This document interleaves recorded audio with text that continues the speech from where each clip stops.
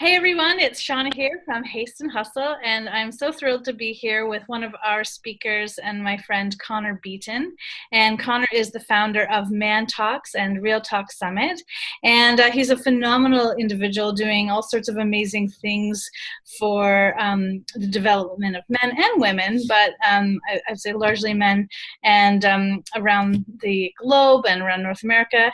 And so I'm really, really excited to see how he's going to change and shift people's mindsets at our event and provide some really deep insights about finding your higher purpose. So Connor, feel free to elaborate on that. I know that was very brief, but welcome. And yeah, tell us a little bit about who you are and what you're doing, and yeah, go ahead. Awesome. Thank you. Well, I just want to say first and foremost, after the interview with Gary Vee that we did, and I remember you being like, "Oh, I get nervous in the situations." That was so good. That was so good. You were so smooth. I feel like your your interview skills are on point now. So good work. Improved since then, I guess. I don't know. Yeah, I mean, I'm way less threatening than Gary Vee. Maybe not threatening, but intimidating. Yeah, I know. That energy that he has just kind of flies at you like. I know. It's true. Yeah, so I really do a couple of things. I'm focusing on helping people live their purpose and love who they're with. And that's really my personal mantra is live your purpose, love your partner. And, ManTalks has been a cool vehicle that we have been able to do that through. And so with ManTalks, we have a podcast. I've interviewed people like Lewis Howes and Daniel Laporte, Gabby Bernstein, and Jason Silva, and just some really, really cool people, everything from billionaires to neuroscientists to professional athletes, and all with the intention of helping people tune into what their purpose in life is, how they can accomplish a healthier mindset. And then we've got live events around North America with ManTalks. We've got mastermind groups to support the men who want to dig in and find accountability with other guys. And then on the other side, because when I was building ManTalks, I wasn't busy enough. I decided to start this event. I had this crazy ambitious idea to create this event called Real Talk Summit. And I really wanted to support entrepreneurs and professionals and business owners who are dedicated to leaving an impact in their community and in the world. And I just I have this firm belief that businesses are the ones creating real change in our cultures and in our societies, especially here in North America. And so with that becomes a certain amount of responsibility. And so our sort of subtitle for the Real Talk Summit is helping businesses and humanity move forward together. And so the intention there is, as a business, you have a responsibility to positively impact the people that work for you, your customers, and the communities that you're in. How do you actually do that? And so we had Gary Vee speak at the event, and a bunch of incredible CEOs and executives from companies like Sage Wellness, which is a huge Canadian company, 100 Got Junk, which is all over the world, and Brian Scudamore, Daniel Laporte came and spoke. And it's just a really, really incredible event. It was the first one that we had, the inaugural event. Yeah, it was really cool to just see all those people come out, as I'm sure you're familiar, just all over the world, show up and have a conversation about how we actually leverage business to impact and improve our societies. Yeah, I'm really, it's funny because, when I look at, Real Talk Summit and Generation Now, even I see so many similarities. And I think, you and I both have sort of a similar mindset of, what we want to see come out of the entrepreneurial community, really helping people find their drive and the purpose. Really, to me, that's what's most important in a business, right? What you're doing to earn a living, but also what you're doing to help affect change and impact people and impact the world. And I think that's truly what's so important, and that's what I love about what you do, because you have such a good focus on that. So it's very cool. Thanks. Thank you. Awesome. Well, one kind of back to that a little bit is what I really want to know is how and when did you find your higher purpose? And is that something that you think evolves over time? I think this is kind of ties back into what you and I were talking about privately, but like, and you can kind of go into your history a little bit, but I think everyone wants to know how they can, find it. So how did you find yours? Yeah, I like to say that I failed my way to purpose. I like really, and I don't necessarily like suggest this methodology, but I really failed my way there. I bought into the myth originally that passion is purpose. And while passion is important, I think there's a misconception that passion is going to equal or equate your highest purpose, because the catch about passion is that we're passionate about so many things. Now, I'm passionate about motorcycles, and I'm passionate about creating videos and photography. I'm passionate about music and cars and F1, and like the list just goes on and on. And so I think where a lot of people get stuck is they look at all their passions, or they see like so many of them, or they are trying to find the passions and they can't identify it. And they get stuck thinking that that's the path that they need to go down. And so I tried a few things. I worked construction, which was not necessarily my passion. I was a classical singer. I sang opera for quite a few years and got to travel the world and sing and really be in this artistic community. And that taught me a lot about how I had been led down this path to believe, and I'd bought into this idea that passions will leave me feeling purposeful in my life. And that wasn't really the case. I liked it. I didn't like the business. I didn't like the lifestyle. And so there was like this huge conflict where I was like, oh, I thought this was supposed to be it. I thought if I just followed my passions and followed my dream, that I would just feel fulfilled. And so how I ended up finding it was really having a massive breakdown in my life.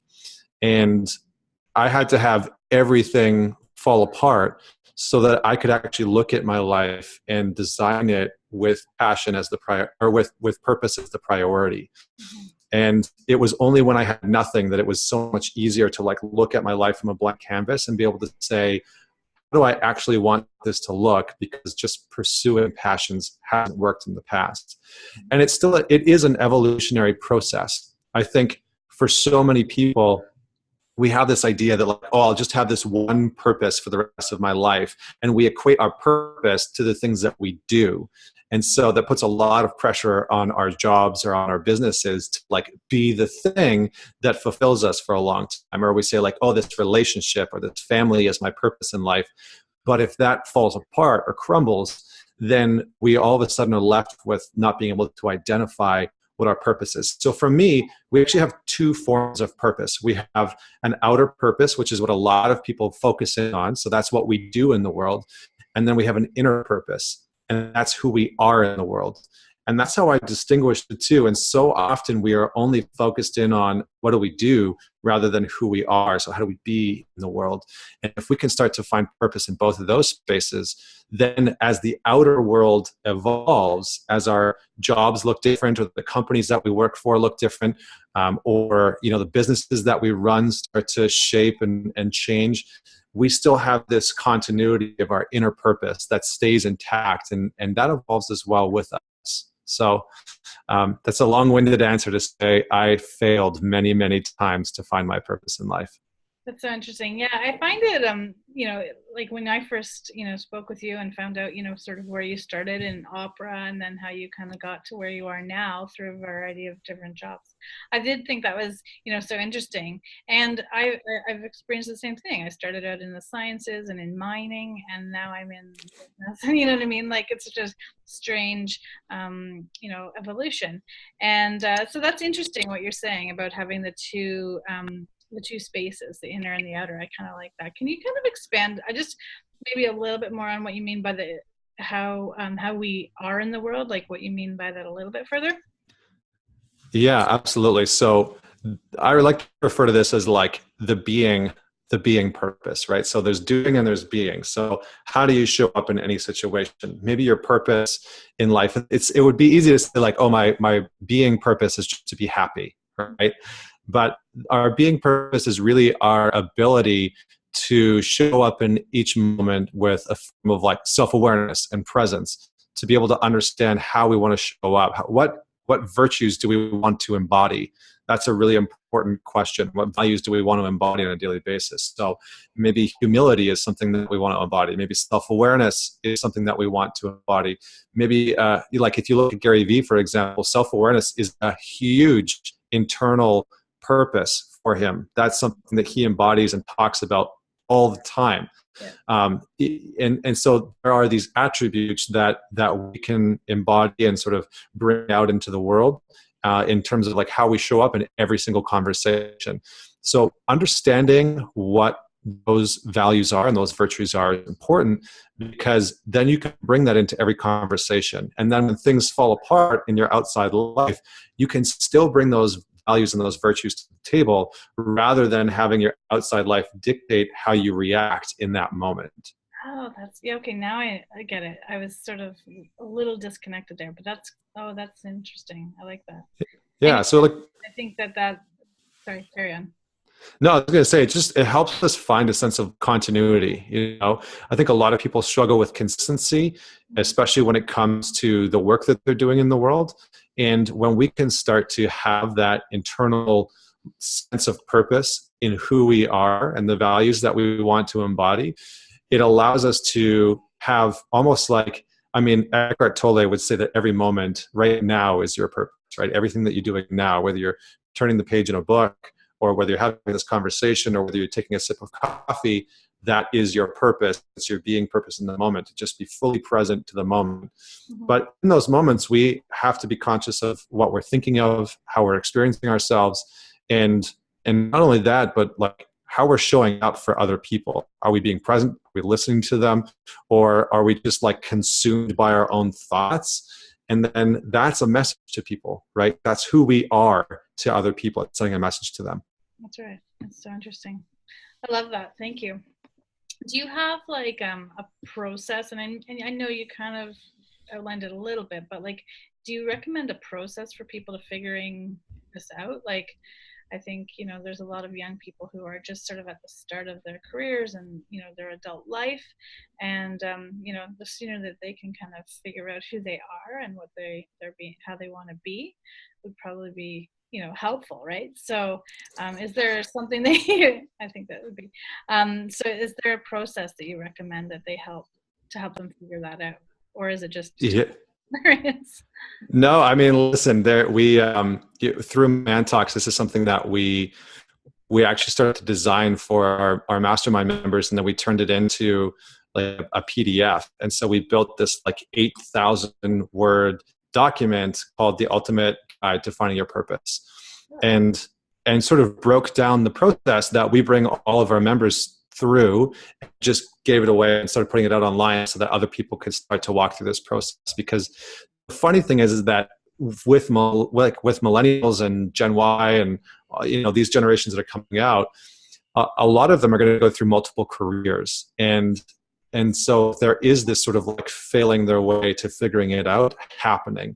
Yeah. And I wanted to create this resource where people could kind of start to ask the question of, how do I figure out what my purpose is, so that people don't have to go through what I went through and just like failed their way there. But there is a bit of a process. So first off, we need to start to look at what our gifts are and what results we want to achieve in the world. So I like to say that purpose resides at the intersection of gifts that leave us feeling fulfilled and results that leave us feeling rewarded. And right at that intersection, if we can combine those two things, we really start to feel a deep sense of meaningfulness in ourselves and in our life.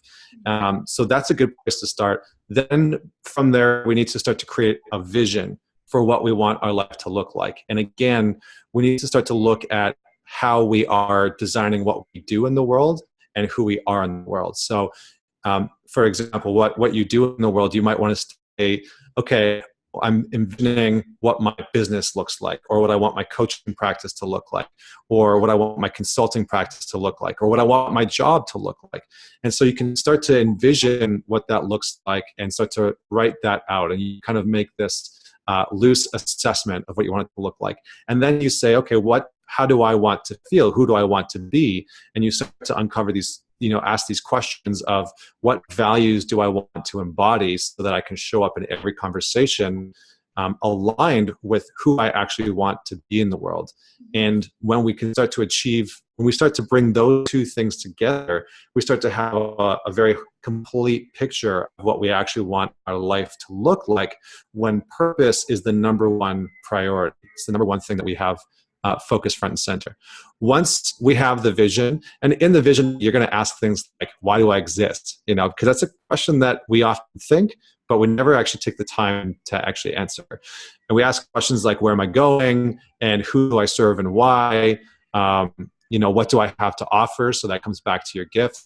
And then you start to write that down and create a very clear picture for yourself. Mm-hmm. And then out of the vision, you create a purpose statement. And it's really beneficial to have a purpose statement. But this doesn't have to be like, I'm going to do job X for the rest of my life and make $10 million. That's not really a purpose statement. A purpose statement is more like, I want to live a life full of freedom where I impact hundreds and thousands of lives on a daily basis, and I'm always present in every single conversation, mm-hmm. right? So that kind of combines the doing and the being in one sense. Then from the visioning, we move into goals. So that's the juicy part, where you start to set doing goals and being goals. So what do you want to do? And what are some very specific goals, SMART goals, that you can set for yourself and your business? And then what are your being goals? How do you want to show up in the world? So, and those are sentences. And then from there, we break them down into objectives, things that you want to do. And the final piece that I'll offer is probably the piece that most people don't think about, which is determining the cost. So everybody's purpose comes with a cost. Like if you look at Gary Vee, he talks very openly about how he pays a price for the level of ambition that he has. And when he spoke at RTS, he was on stage and he even said, I wish sometimes that I could to put a needle in myself and pull out some of the ambition that I have, because sometimes it's really hard on my family. Like I know that my wife pays a price, I know that my kids pay a price, I know that my friends pay a price, and that's the reality of the price that I'm willing to pay in order to live my purpose here in the world. And so I think what people need to get in touch with is, what is the price that you're going to pay by living this purpose? What's your life going to look like? How it's going to impact your family, your friends, your future kids, if you don't already have them? What's the price that they're going to pay? Mm-hmm.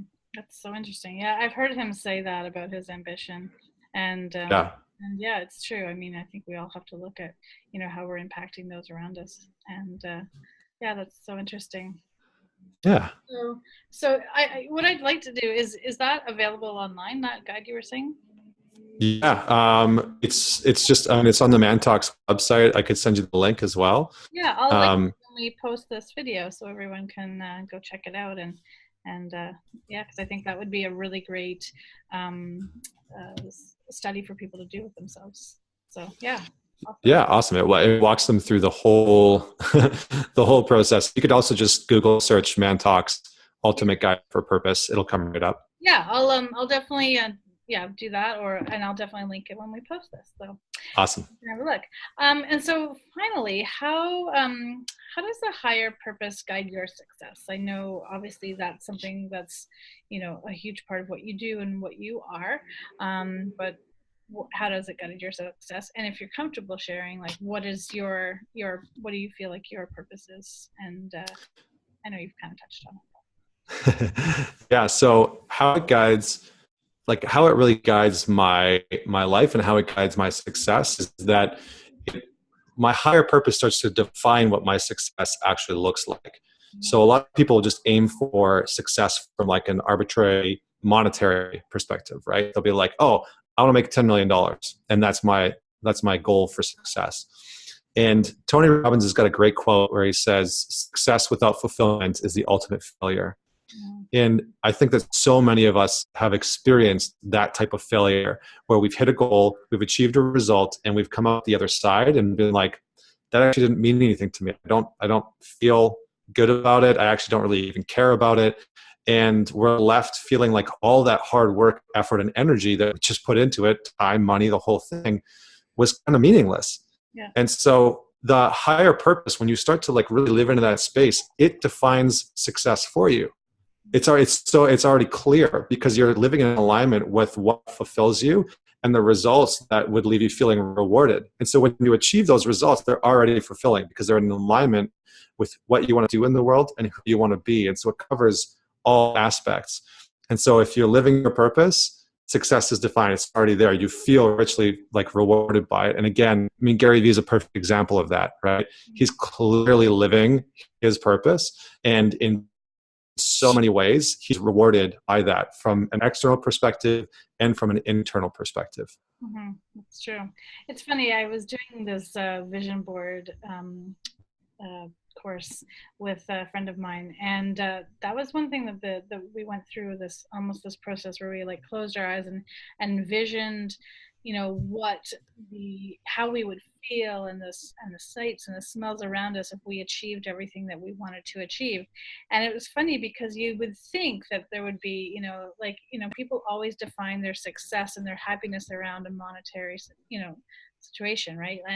And for me, what we discovered is that none of us in this course had that experience. All of our vision for a successful moment in life, or, you know, defining moment, was not even related to money. I mean, certainly it would be facilitated to some degree, but not really. It was all around like just these happy family moments, and we all had and so we were all women. It was but it was, you know, like it was interesting to me, and I thought, yeah, that's so true. Like there's really no there's such a deeper meaning to life than having, you know, $10 million in your bank account, and that can be very unfulfilling if you don't have this deeper purpose. So that's really cool. I love that. Yeah, and it doesn't mean that you can't make the $10 million, you know, like that's the thing. But, you know, it just depends on what we're aiming at, because what we aim at, we attract.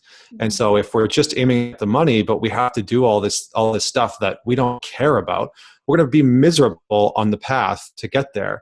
And so many of us, like, goals are tricky because so many of us think that, like, oh, when I achieve this goal, then happiness will be given to me. Then joy will be given to me. Then these experiences that I care about will come to me.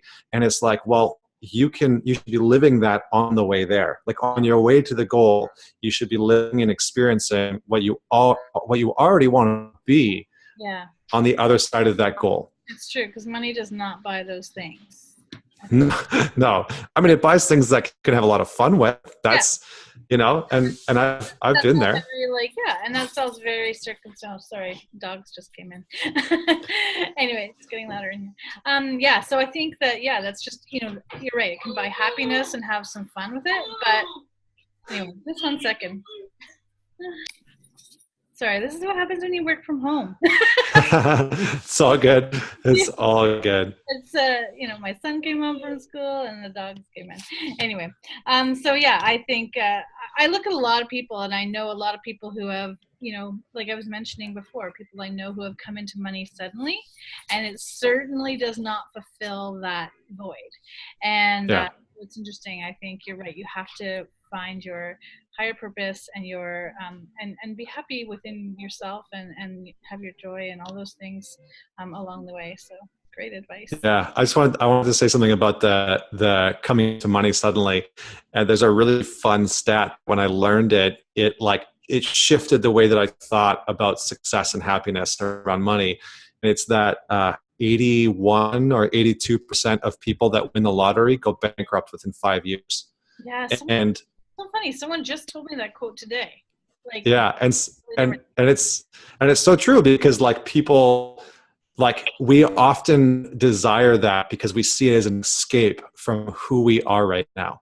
Yeah. And that's never the answer, right? If you ever have to escape from your life or your job or what you're doing right now, and are hoping that something or someone will just come like magically whisk you away from that, there probably is not going to be the type of fulfillment that you're looking for on the other side of that, because it will inevitably fall apart. You're still going to be you, even with $50 million. Yeah. Right. Exactly. And oftentimes it's not the business, it's not the career, it's us that's actually unhappy. And we've put our happiness on the other side of winning the, you know, Lotto Max, or happiness on the other side of achieving some big, hairy, audacious goal.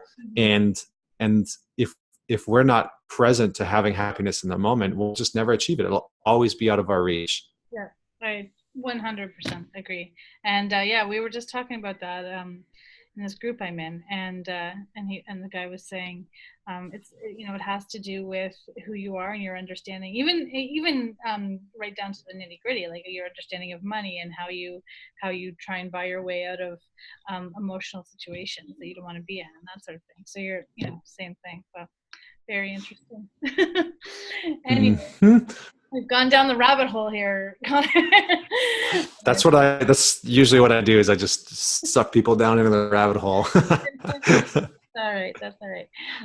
Well, I think that's kind of the end. So I'm excited that you're coming to speak at Generation Now. So for everyone who's watching this, if and you want to see Connor and everyone else who's speaking at Generation Now on February 27th, check out generationnowmovement.com and buy your tickets today. They're going very quickly, so we hope to see you there. And Connor, we're looking forward to hearing what you have to speak about, furthering to this. Thanks. Yeah, thanks very much. I'm looking forward to it because it's an important conversation. And also check out Connor's website. It's mantalks.com, right? Yeah, ManTalks.com, or you can check out ConnorBeaton.com if you want to see more of me personally. Oh, that's right. That's right. Awesome. Okay. Well, thank you.